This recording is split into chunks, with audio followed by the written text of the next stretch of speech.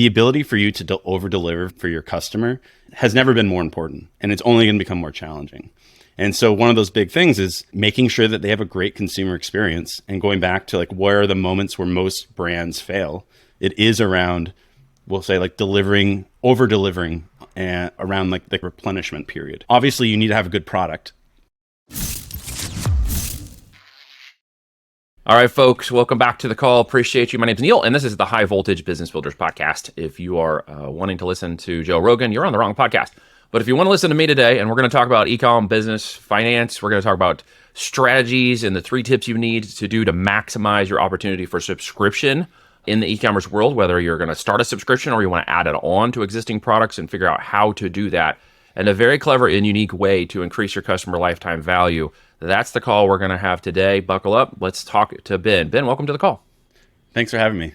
Appreciate it. All right, my man. So let's get into the details of this. You got 3 tips that we should all know. So let's just get into the meat of it, and then we'll talk a little bit more about you and your business and things you've done. Sure. I will say the tips kind of require a little bit of context, but I'll say just as a high level, and we can go into like why these matter. But I'd say like the 3 mistakes that I've seen with subscriptions is having too high of a discount, meaning that you're basically making subscriptions so attractive that your people who don't even want to subscribe to your product are just signing up, which leads to a really high churn after the first month. You're basically offering a 30% discount to people who would probably pay full price. The second tip is focusing on subscription at the expense for the rest of your business. One of the big things is, even though I run effectively a platform for having a subscription business model in e-commerce, subscriptions are just one piece of the puzzle. There's a bunch of other strategies that really need to be paired with subscription for you to maximize customer lifetime value. And then I guess the third one is not having a recurring subscription at all in your business. That's the third mistake, because depending on most e-commerce brands, not all of them are a natural subscription, but there's other sort of variations around like membership and sort of perks that you can offer that will have a recurring revenue piece to them that aren't necessarily we'll call it typical product subscription. Okay, let's dig into this just a little bit. So in terms of if I have a product or I don't have a product, how do you normally strategize around the best, types of products or types of structure of an offer to add to a new one or add to an existing one? Yeah, so I'll just for context, I'll say like I have experience from just working with brands over the years. I am by no means a marketing expert. My background is really on the technology side, and I've been a fractional CTO for a lot of brands. So I know this from working with our customers. But what I will say is the part where I provide, I guess, the most amount of value is really on understanding how to pair the strategy with the technology. I think there's sort of 2 pieces there. There's people who aren't offering subscriptions today, defining their initial subscription strategy. And then there's folks who have an existing subscription program. What do they do? And so for folks who have an existing program, what I typically would look at is, what is your retention after your first month? And then what's your retention after your first renewal? Because those will really show you sort of the 2 big gaps in your consumer experience. And it can also indicate product issues, as well as going back to like highly discounting your product. You'll see a lot of people who cancel even before they've received the product, right? So that can actually, from a data perspective, be really helpful in identifying potential issues with your offer, and that maybe you're making it a bit too sweet to subscribe. So what are some of those reasons? So a bit too sweet. Why do people typically and emotionally cancel a subscription before they even get the product? Well, so I think to understand why people cancel subscriptions, I think it is helpful to have some context and sort of zoom out a bit, where subscriptions in e-commerce over the last 7 years have had enormous growth. Like, it has been one of the fastest growing segments of e-commerce. I think the latest stat that I read was 75% of direct-to-consumer brands now offer some sort of subscription. And so the challenge there is that, subscriptions are great for consumers and for brands in particular, but people are starting to get burnt out from bad subscription experiences, right? So when everyone and their mom is offering a subscription, you're just much more likely to have a bad experience. And the number one bad experience, and this is the number one reason people churn, is receiving too much product. So it's really a issue around the consumption period, right? Where probably everyone's had that experience where you haven't finished your initial order and then you get another one. And now you basically have this, emotional experience of parting with your hard-earned money. And so the first thing someone will typically do is they'll go in and cancel. So going into what is the primary driver for churn, it typically is that you receive too much product, which is an avoidable challenge. But it's hard to necessarily anticipate for every single customer what is the right interval for them, because that varies over time and it varies based off lifestyle. We do the same. I mean, we have the same sort of problem with the, coffee deliveries, right? So on Amazon, Subscribe and Save, which is probably, I think, some of the cutting edge aspect of the adoption that direct to consumers have taken following along with Amazon Subscribe and Save, making it so easy for you, is that, we get a 5-pound bag of coffee and then we might not have that 5-pound bag already gone by the time the next one shows up. So you can either store it or you can be like, that's too much coffee, or, too much toothpaste, or too much whatever, too much laundry soap. I mean, it can back up really fast if you're not careful. So what's the solution to that kind of problem that allows the consumer to stay involved but not have to cancel the, subscription completely, right? I mean, so it's a couple things. And I think the key word that I go back to is nuance. Like, providing a great consumer experience is nuanced. One of the challenges with most subscriptions is that they're very binary. You're either a subscriber or you're not. And so to your point around the coffee, like you might consume more coffee one month than another. And so sort of the things that I've learned from brands who are winning, one of which is don't be scared to communicate with your subscribers. I will say that the knee-jerk reaction for a lot of brands is, I don't want to remind someone that they have a subscription, because that is a moment that they'll cancel. Typically what we've seen in our data is actually that they typically don't cancel. They do adjust their renewal interval or their next scheduled date. So actually what's good there is, rather than someone canceling and having a bad experience, they're like tweaking the next time they're supposed to receive more product.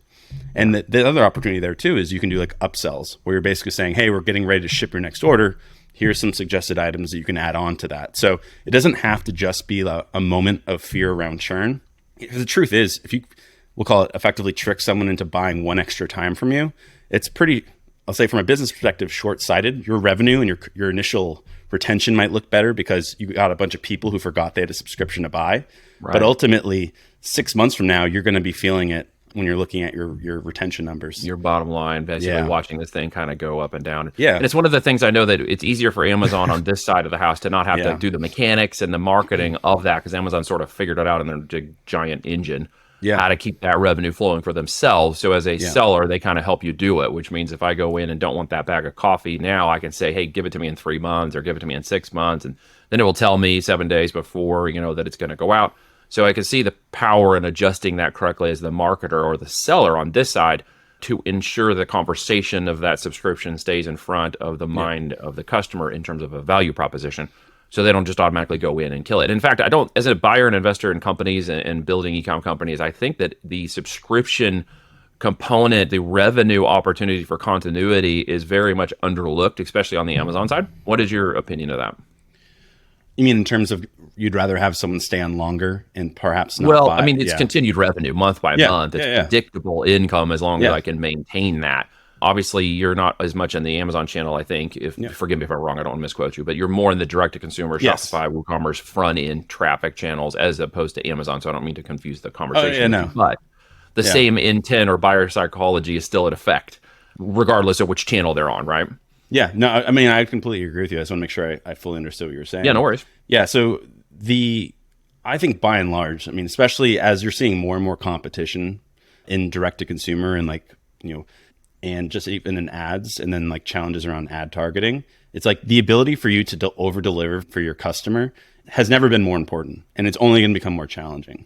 And so one of those big things is making sure that they have a great consumer experience, and going back to like where are the moments where most brands fail, it is around, we'll say, like over-delivering around like the replenishment period. Obviously, you need to have a good product, right? That goes without saying. But the next piece, again, going back to the data, is people receiving too much product.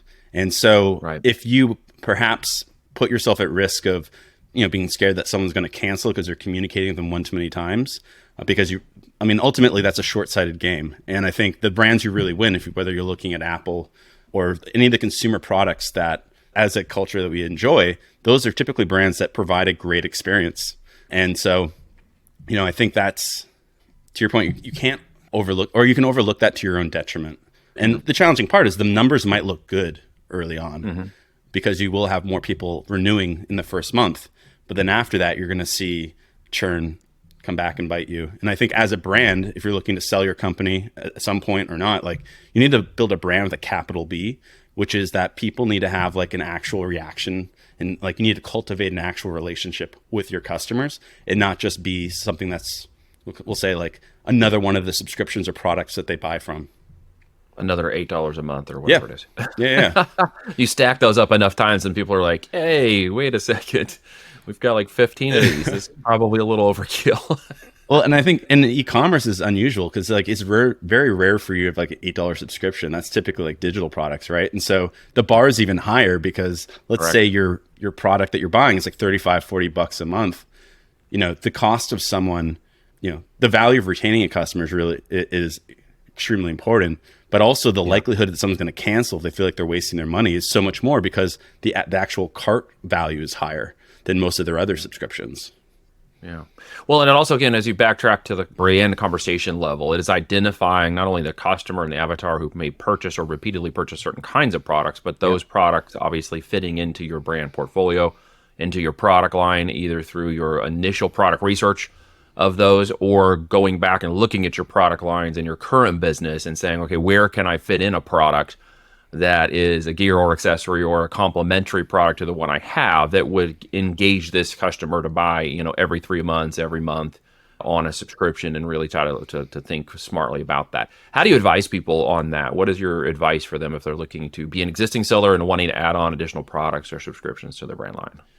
I mean, I think a lot of it comes down to, let's assume that the easiest for me to give advice to in this is if you have an existing business. So I would say that's one segment of brands that we work with are folks who have built up a one-time repeatable business and they want to incorporate subscriptions. One of the things you should be looking at is segmenting your customers by cohort and looking at how frequently do people typically buy, and like breaking that out into different kinds of customers. You might have some customers who buy every month or every 60 days, but they have some sort of consistency to their one-time purchases. And you can sort of work backwards from there around designing sort of at first blush what you think, based off people's consumption who do buy frequently, what would be a natural subscription. Another piece is ask your customers, send them a survey, right? If you've done business. I know with Amazon, that's more complicated because you don't necessarily have their contact information. I'm curious, have you seen like really smart ways, I guess, to even have a direct one-on-one relationship? It's how you follow up with them. So within Amazon's compliance in terms of service, you cannot take any data they give you and then just hardcore market to them through messaging, email, direct, or otherwise. But if you have an incentive version of the product warranty or other type of mechanism the customer will voluntarily become a part of, then you can get involved in a system that will help follow up with the customer, even potentially cross over their data with other data directories, and then provide additional value to that customer. If you get caught not providing value, that's where the customer will leave you a review or force seller feedback on you, or Amazon will get involved in that, and all of a sudden you're in trouble. You don't want to be in that position. So always it's about the value of what you can do for them and whether or not they're, you know, voluntarily giving you that. We use a system called Post-Purchase Pro, which follows up after the customer segments the data, and then you get a picture of that customer and who they are. From that point, you can actually, you know, email follow up a warranty or a gift or a PDF or some other value to the product that they purchased, while also offering additional products you may have within your stack. So there are ways to do it in email follow up, and of course, I know on the DTC side that's very critical. SMS is critical, and a very smart follow up marketing campaign is extremely critical for your DTC. Yeah, and one thing that we've seen work is following up with someone 14 days after they buy, because that's probably when they have their heightened sense of, we'll call it excitement about your product. They've just experienced it. So they have an idea if they like your product or not. Then what you can do is you can hit them with an offer to upgrade to like an annual subscription or a prepaid annual subscription. Basically use it as an opportunity to connect with them around an upsell. So in that case, you're basically able to, the ideal is for you to be profitable on first purchase, right? What you can also do is use that opportunity to understand how much of their product they've consumed to get a sense of, hey, maybe your interval is not right.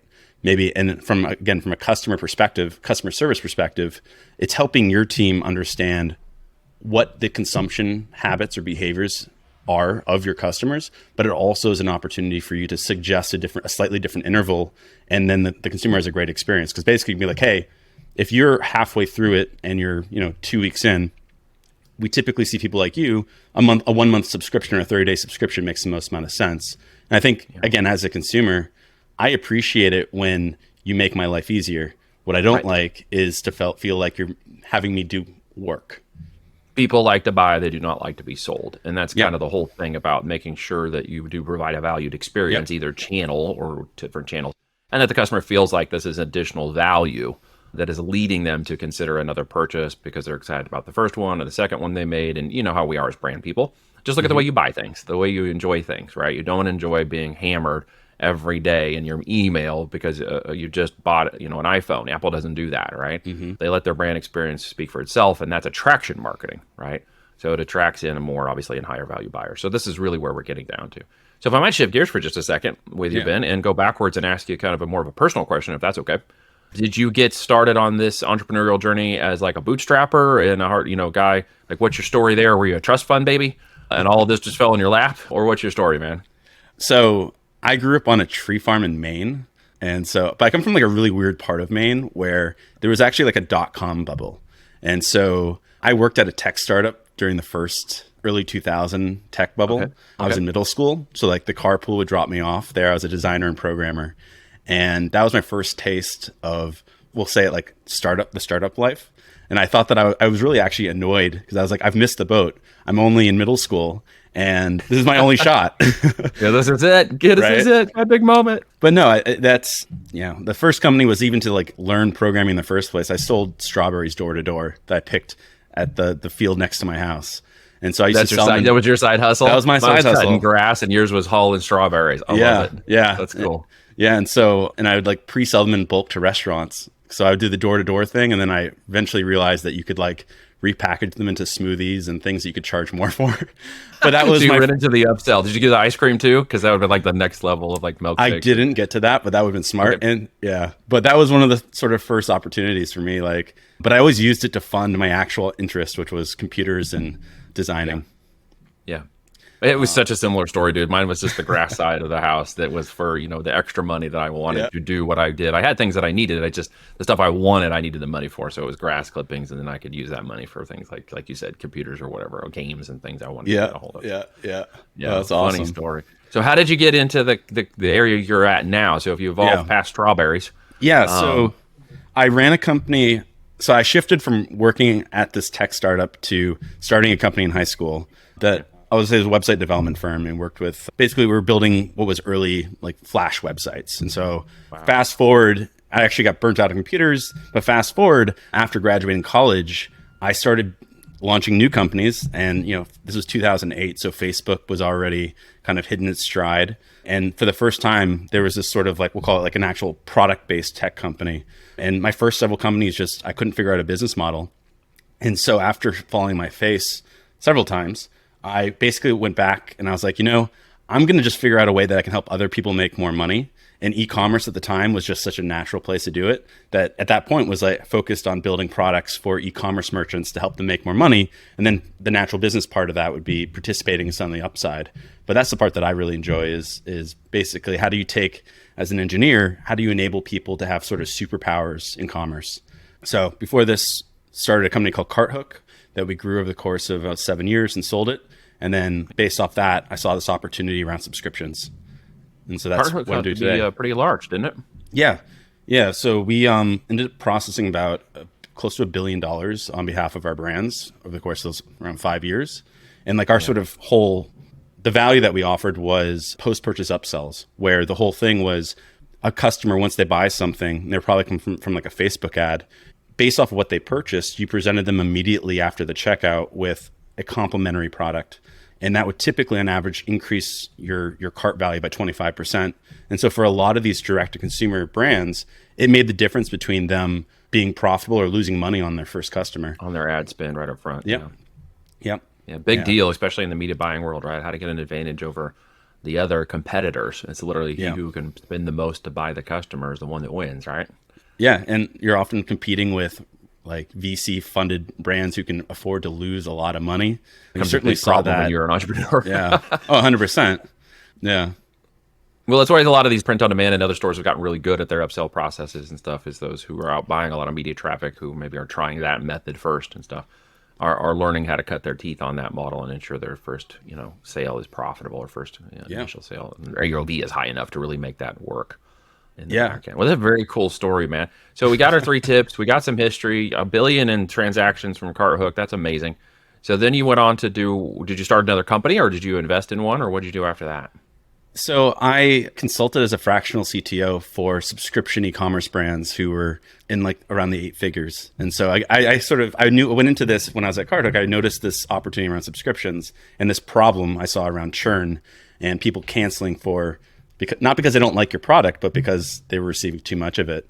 And so I just consulted as a fractional CTO and then eventually expected that Shopify would enable other companies to offer subscription solutions. And so once they did, that's when we launched. And so we've been doing it for about 2 years.